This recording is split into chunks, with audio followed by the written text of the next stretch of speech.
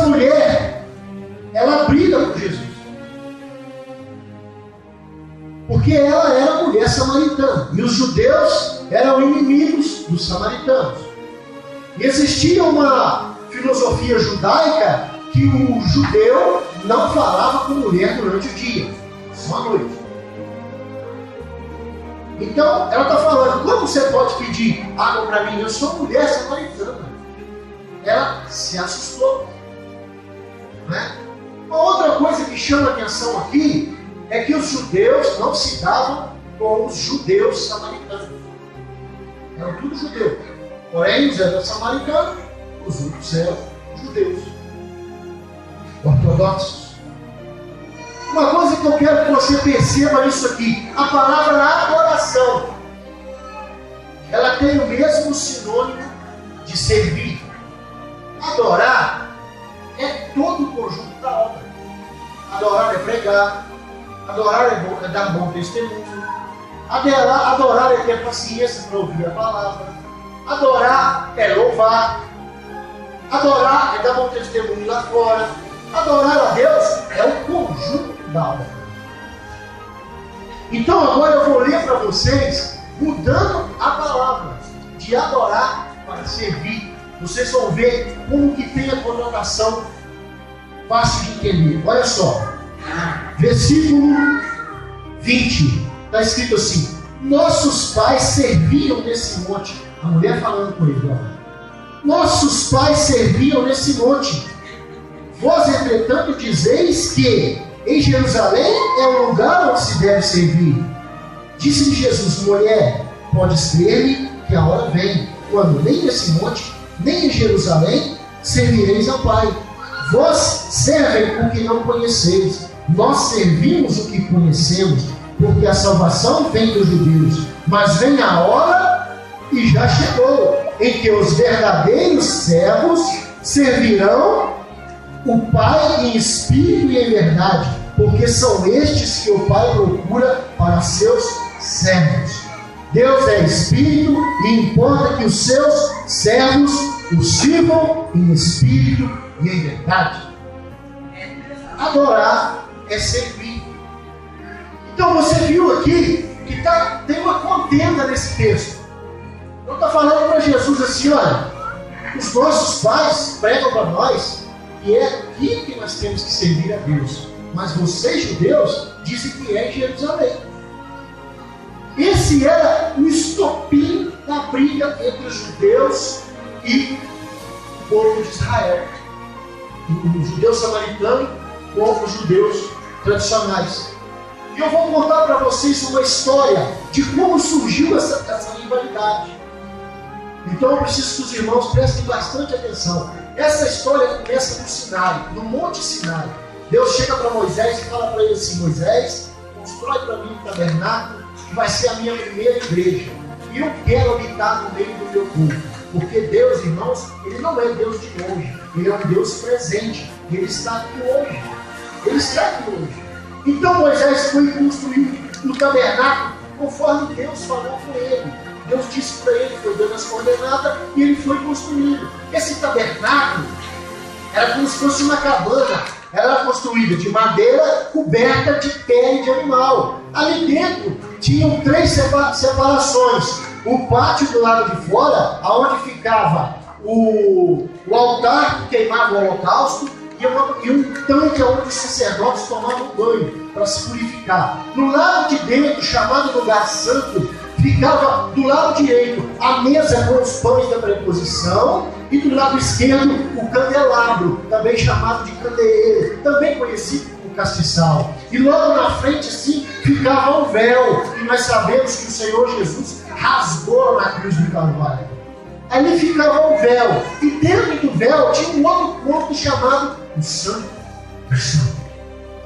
Lá dentro do Santo do Santo ficava um objeto mais sagrado de Israel, a Arca da Aliança, a Arca de Deus. O que era essa arca? Essa arca era uma caixinha de madeira folheada a ouro, parecido com esse púlpito aqui, ó. Ela tinha 4 canos, um do lado de cá, outro do lado de cá, um do lado de cá e um do lado de cá. Para quê? Para os sacerdotes colocar no ombro 4 sacerdotes carregarem a arca. Assim era. E por cima dela tinha uma tampa com 2 estátuas em cima, 2 querubins em cima dessa tampa. E eles ficavam numa posição, um de frente para o outro. Com uma asa eles cobriam os pés, olhando para o chão, e com a outra eles colocavam aqui em cima da cabeça, fazendo menção àquela passagem do livro de Isaías. Porém, no livro de Isaías eram serafins, aqui eram querubins. Um ficava de frente para o outro, em cima da tampa da arca, de modo que os dois cobrindo o rosto com a asa tocava na outra, e essa peça era toda feita de ouro puro, sem emenda. Em cima dessa arca era onde Deus descia para receber o sacrifício. O animal era matado morto lá fora. Moisés pegava a bacia e trazia, passava o véu e derramava em cima da tampa do propiciatório o sacrifício, que era o sangue do animal que eles sacrificavam. Então você vai falar para mim assim: então essa arca era muito suja, porque o sangue ele engrossa, né? Ele cai. A tampa dessa arca era muito suja. Não, meus irmãos, logo após o sangue ser derramado em cima da arca, o nosso Deus descia naquele lugar em forma de uma fumaça, e uma língua de fogo lambia aquele sangue assim, ó. Era Deus aceitando o sacrifício. Eles cultuaram a Deus dessa forma ali 40 anos no deserto, até que o povo murmurador morresse tudo. Depois dos 40 anos, Deus chega para Moisés e fala assim: Moisés, levanta o acampamento e vamos embora para Canaã. Irmãos, 400 quilômetros no deserto, 3 quilômetros por hora, 9 horas por dia eles caminharam. E eles gastaram cerca de 15 dias para chegar na Terra Prometida. Quando eles chegaram na Terra Prometida, quando eles chegaram ali no sul da Terra Prometida, antes de entrar nessa terra, eles tinham que passar por algum lugar ali. Eles acharam muito arriscado entrar pelo sul, ali onde ia ser a tribo de Judá, a tribo de Simeão, porque os filisteus habitavam ali naquele lugar, e eles temeram que os filisteus viessem pelejar contra ele. Então eles fizeram uma outra empreitada, eles entraram ali assim para o lado direito, porque a Terra Prometida ela era cortada quase ao meio pelo Rio Jordão. O Rio Jordão nascia lá na Síria, descia, quando chegava na Galileia, formava o Mar da Galileia. Descia mais um pouco, passava em Jerusalém, descia mais um pouco, chegava lá embaixo e desaguava, sabe aonde? No Mar Morto. E ali ele terminava, no sul da Terra Prometida. Então era da além do Jordão e da quem do Jordão. Era uma terra dividida pelo rio. Então o povo de Israel fez o quê? Para fugir da guerra com os filisteus, eles resolveram subir por além do Jordão. Então eles resolvem passar ali por baixo, só que ali tinha um problema. Os edomitas estavam ali. Quem eram os edomitas? Eram os descendentes de Esaú. Esaú era irmão de Jacó, mas por ciúme, o rei de Edom não permitiu o povo de Israel passar por dentro. Então o povo de Israel já começa a enfrentar o primeiro problema. Os irmãos dele não permitiram que eles passassem por ali, por ciúme. Porque Jacó era irmão de Esaú e por esperteza pegou a bênção que pertencia a Esaú, após Esaú ter vendido a primogenitura. Então, por ciúme, o povo de Edom não quis deixar o povo de Israel passar. E Deus já começa a ensinar para nós uma coisa. Durante a nossa caminhada, possivelmente, alguns irmãos invejosos, que por ciúme do nosso ministério, vão se levantar contra nós. Então você tem que estar preparado.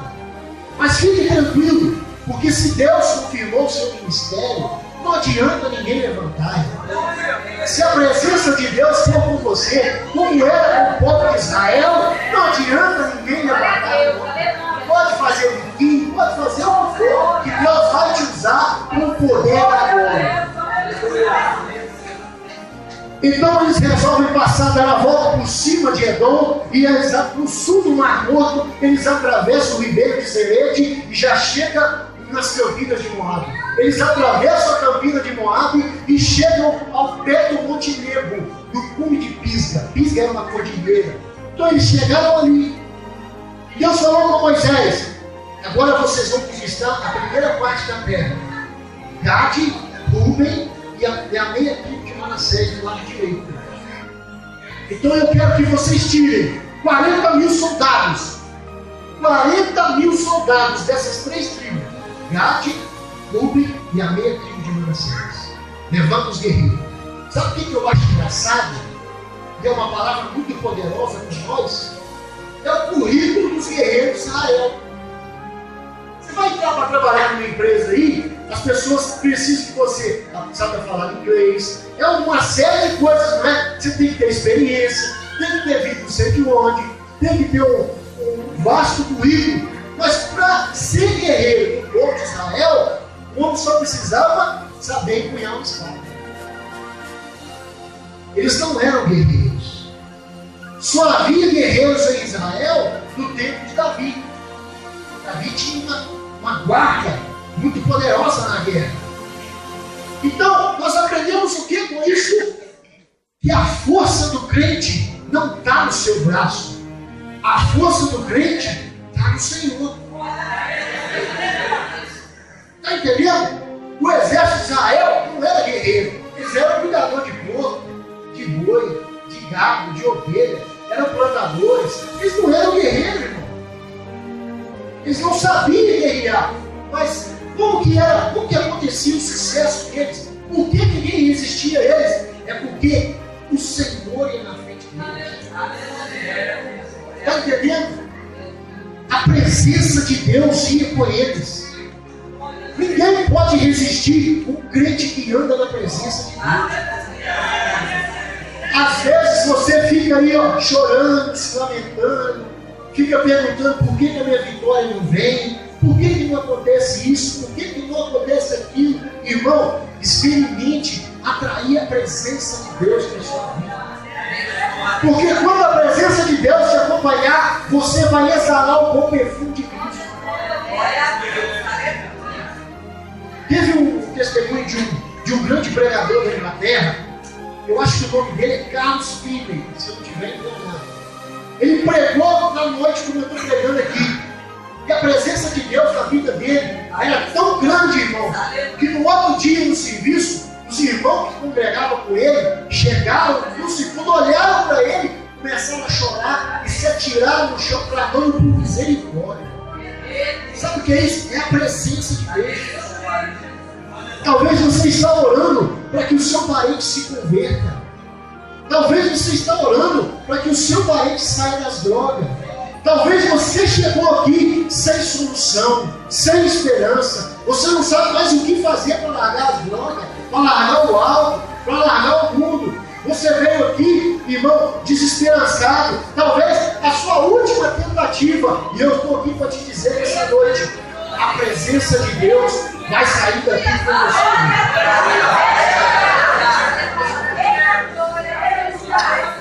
você. O segredo é a presença de Deus. Quando o povo prepara o exército, eles sobem para pelejar. E eles sobem aí, Amon, Hesbom, e vão subir do lado direito da terra prometida, até chegar na Decápolis e na Triconídeos. Eles derrotam todo mundo. 40 mil soldados. Aquele monte de rei que tinha lá. E eles voltaram triunfantes para o pé do Monte Nebo. Quando chegaram ao pé do Monte Nebo, fizeram aquela festa, irmão, louvaram o nome do Senhor. E Deus chegou no ouvido de Moisés e falou assim: Moisés, sobe aqui que eu quero falar com você. Moisés sobe o monte, lá em cima. Deus colocou um fim na vida de Moisés, porque chegou o tempo dele. Então Deus pega e precisa levantar alguém. Quem levanta? Josué. E Deus chega para Josué e fala assim: Josué, está vendo aquela terra da além do Jordão? É tudo suas.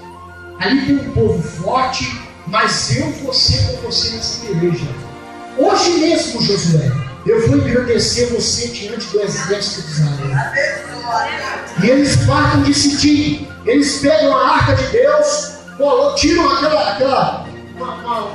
coisa que estava cobrindo ela, os sacerdotes colocam ela nas costas. Por quê? Porque tinha um empecilho muito grande, uma barreira tremenda para eles atravessar.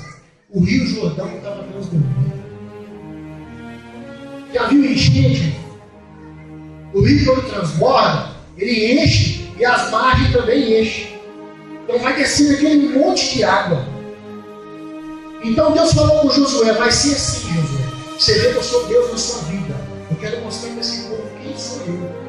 Na hora que o sacerdote com a arca, a qual eu estou presente, quando eles pisarem com o pé deles na planta da água, o rio vai se abrir e vocês vão passar. Eles atravessam ali, chegam em Gilgal. Em Gilgal, o povo levanta o acampamento e logo em seguida os guerreiros vão tomar Jericó. Eles empreendem mais 3 campanhas de guerra. Uma no centro, onde eles tomaram Jerusalém, Jericó, Gilgal, e a tribo de Benjamim se instalou ali. Depois eles foram para o sul e tomaram Judá e tomaram Simeão. Depois eles foram para cima, a campanha do norte, eles tomaram a Fenícia, onde fica Tiro e Sidom. E logo do lado direito eles tomaram a Galileia, tomaram tudo. E agora eles são donos da terra, conforme Deus havia prometido. O tabernáculo fica 13 e 14 anos em Gilgal. Preste atenção nesse tabernáculo. 13 e 14 anos em Gilgal. Logo depois, ele é transferido para Siló. E lá em Siló, ele fica 369 anos. E aí a nossa história vai se encaixar lá no primeiro livro de Samuel, aonde Ana e Eucana sobem para sacrificar no templo. Aquela igreja, irmãos, estava corrompida. E Deus disse assim: eu vou fechar essa igreja e a minha presença não andará com esse povo mais. E Deus inspirou os filisteus. Os filisteus se levantam e vão guerrear contra Israel, destroem o templo, roubam a arca. E o povo fica sem a presença de Deus. Talvez você não perceba, mas você possa estar passando por um momento assim, de frieza espiritual. Às vezes Deus demora a responder a oração nossa, irmãos, é para a gente ficar mais fervoroso. Às vezes Deus, ele se demora, irmãos, para nos acudir, é para a gente se aproximar mais dele. Esse povo aqui dessa época, o sacerdote, ele, Ofni e Finéias, se corromperam. E Deus decretou o fechamento daquela igreja. E Deus fechou aquela igreja. Os filisteus vieram, roubaram, destruíram e levaram a arca embora. E durante muitos anos, irmãos, Israel ficou sem a presença de Deus. Até que um dia Deus resolve levantar Samuel. Já começou a levantar ele lá no templo. E Samuel começa a crescer na presença do Senhor. Daí a pouco ele unge Saul como rei. Saul não vai atrás da arca, porque a presença de Deus estava na arca. Mas depois ele levanta Davi, e Davi vai atrás da arca. Passaram-se muitos anos. Davi traz a arca para Jerusalém. E quando Davi vai entrando na cidade, ele era rei. Davi era um cara. Davi era um homem segundo o coração de Deus. E quando ele entra dentro da cidade com a arca, ele começa a fazer uma coisa interessante. Ele começa a fazer o que João Batista falava no deserto. Ó, que importa que eu diminua, para ele crescer. Então sempre quando Davi voltava da guerra, era assim, ó, Saul matou milhares, Davi matou 10 milhares, e a glória era toda dele.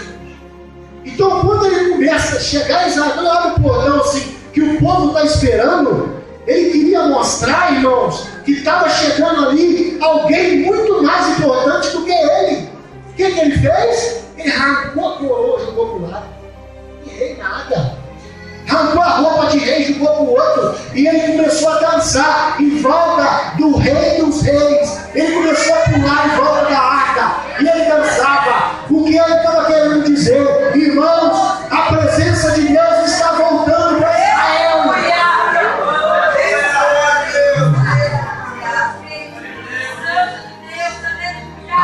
começa o problema com os samaritanos. Davi vai a Gibeão e ali ele faz uma tenda. 8 quilômetros de Jerusalém. E nessa tenda ele coloca a arca. O povo subia para Gibeão para adorar a Deus. E o samaritano ficava com raiva. Não. O templo é aqui. Aqui é o lugar de adorar. Não é lá. Eles estão errados. E aí começou contenda. Contenda. Irmão, Deus não anda com contendeiro. Deus, eu creio, aleluia. Deus não anda com contendeiro.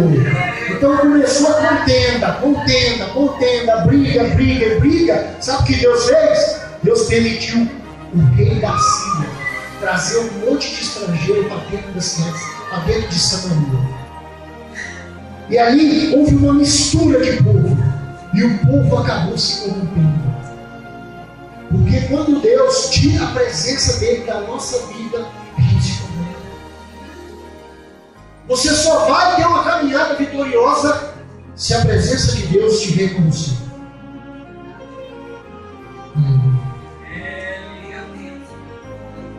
E ali começou aquela contenda, aquela briga. E aí quando Salomão constrói o templo, aí que o pau quebrou de vez. Aí que afastaram de vez Israel. Então eles se tornaram inimigos. Por quê?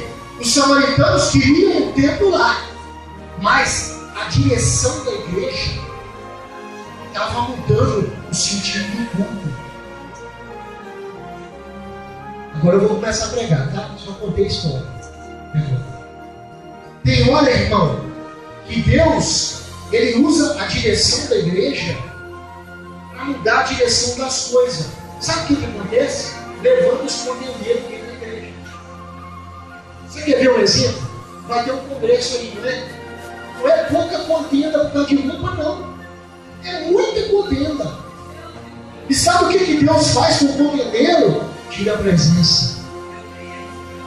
Você quer contender comigo? Não é vocês que eles rejeitaram, Samuel. Foi a mim. Quando você contende com a liderança da igreja, você está contendendo com Deus. Porque a liderança ela é imposta por Deus, não por homens. O homem não levanta ninguém, quem levanta é Deus. Só confirma. O homem só faz a consagração, quem levanta é Deus. E a obra do Senhor, irmãos, é como se fosse um arado, um homem arando terra no campo. A Bíblia fala isso. A obra de Deus é como um homem estivesse arando terra no campo. E o púlpito, nós vamos imaginar aqui que é um arado. Né? E Deus, ele não se agrada naquele tipo de pessoa que põe a mão no arado e fica olhando para a coisa. Está escrito aqui no livro de Lucas, capítulo 9, 63. Mas ninguém tendo posto a mão no arado e olha para trás, é apto para entrar no reino de Deus. Ó, colocou a mão no arado e olhou para trás, já deu problema. Agora você quer ver o pior? Hebreus 10, 38. O meu justo viverá pela fé, e se retroceder, nele não se compraz a minha alma. Então a igreja é assim, a igreja unida, ela cresce. Por quê? É todo mundo empurrando o arado. Mas se levantar mesmo na igreja e fazer isso aqui, ó, colocar peso no arado, aí o pastor já começa a patinar. Porque vai pesando o arado, vai pesando o arado, vai pesando o arado. Ah, vai chegar o final do mês. Agora vamos apertar para uma cidade, os obreiros. Vai chegar no meio do ano, é tempo de separar o obreiro. Às vezes Deus fala assim, não está na hora. Deus fala com quem vai levantar. Não está na hora. Aí chega no tempo, ó, não vou separar ninguém, não vou levantar ninguém. Aí tem obreiro que começa a fazer bico. Já vai tirando a mão lá, já vai parando de trabalhar. Eu via isso na igreja que eu congregava lá em Minas. Irmão, lá é assim, ó. 2 meses antes de levantar o obreiro, Aí o pastor colocava a igreja para orar. Irmão, nós vamos orar para levantar os obreiros. Diácono, presbítero, vamos orar. Irmão, como que os obreiros viravam fã do pastor? Até pedir para lavar o carro, eles pediam. Como que os obreiros ficavam crentes nesse dia? Então, Deus ele tem tempo para tudo. Às vezes Deus não vai levantar nós agora. Bom, foi muito bom, nós somos levantados lá diácono. Eu, o irmão Joab, o irmão Tuninha. A gente torce, irmão, para os obreiros crescer. Entendeu? É bom a gente ver isso. É sinal que a obra está crescendo. Mas tem hora que Deus fala, não está na hora, não está pronto. E aí nós vamos ficar fazendo bico? Tem gente que muda de ministério porque não é levantado. Sabe o que é isso? Só está pensando no venda. Está servindo a Deus por interesse. A mesma coisa acontece na regência dos grupos. Né? Tem irmã que às vezes está lá sentada, regendo, louvando, fica criticando quem está regendo. Por quê? Ciúme, queria estar no lugar. Irmão, o seu tempo vai chegar. O seu tempo vai chegar. Você não tem que ficar contendendo. Não tem que ficar levantando contenda, fazendo intriga, fazendo fofoca dentro de igreja. Porque Deus não se agrada com isso. E tem alguns irmãos que infelizmente são mestres para trazer problema para dentro de igreja. Irmão, confusão, faz confusão lá fora, fica envergonhando a igreja, envergonha o evangelho. As pessoas que estão chegando na igreja tropeçam nessas coisas, porque vê isso aqui que é o povo de Deus? Não, isso é povo daqui. Perda de tropeço dentro da igreja, trazendo problema de fora para ser resolvido aqui dentro, confusão, briga, fofoca. Deus vai fazer o quê? Dá minha presença aqui. A presença de Deus não muda com contendido. A presença de Deus não muda com funcionário. A presença de Deus não anda com pessoas que fazem confusão. Deus te levantou, irmãos, te chamou para essa obra, para você trazer alma para a igreja. Se você se ocupar, eu vi isso de um pregador uma vez. Se você se ocupar a cuidar de alma, você não vai ter tempo para trazer problema. Basta cuidar de alma. Traz alma para a igreja. Ensina a Bíblia para alguém. Vai lá na sua casa. Prega para os seus parentes. Para ver se você vai ter tempo de trazer problema. Porque os problemas não podem te alcançar quando a presença de Deus estiver com você. Quando a presença de Deus estiver com você. Se a igreja trabalhar unida, todo mundo empurrando o arado, a obra cresce, irmão. Mas se ficar um empurrando para lá e o outro empurrando para cá, aí não dá. Aí o pastor morre cansado. Você quer ver? Você imagina quanto trabalho dá, quantos dias de oração dá para você ganhar uma alma. Teve um amigo meu que eu gastei 2 anos para ganhar ele com Jesus. Você já pensou, o cara chega na igreja, para congregar, de repente começa a ouvir zum dentro da igreja? Ah, fulano fez isso, ah, fulano fez aquilo, ah, fulano fez aquilo. Perda de tropeço. Todo o trabalho que o pastor fez, que a pessoa que evangelizou fez, vai por ela abaixo. Está entendendo? O problema de você ser um tropeço dentro da igreja, de você ser um contendeiro, você não pode ser um samaritano. Você tem que ser um adorador. Você tem que adorar o Senhor em espírito e em verdade. Servir o Senhor em espírito e em verdade é servir ungido pelo Espírito Santo. Na orientação do Espírito Santo. Aí você vai fazer, você vai ver o que Deus vai fazer para eles com os dons. Dwight Lima Moody, o maior pregador da Inglaterra, ele falou assim: o mundo está para ver o que Deus irá fazer com alguém totalmente entregue nas suas mãos.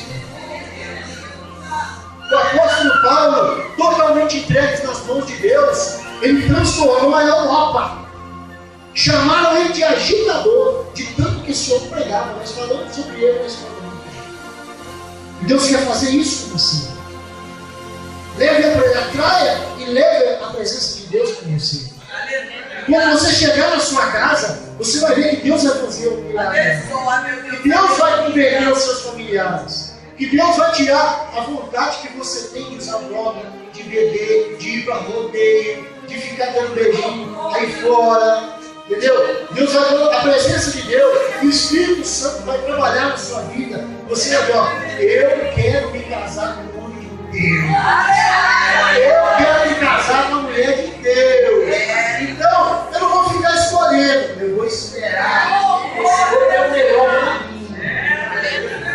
Esse é o mistério de Deus, Espírito de verdade. E vocês que são mães, têm que ensinar os filhos desse tempo. Amém, Jesus? O meu tempo já acabou. Deus abençoe os irmãos. Essa mensagem ia durar mais um pouquinho, mas eu pedi melhor para o pastor. Deus abençoe, tá?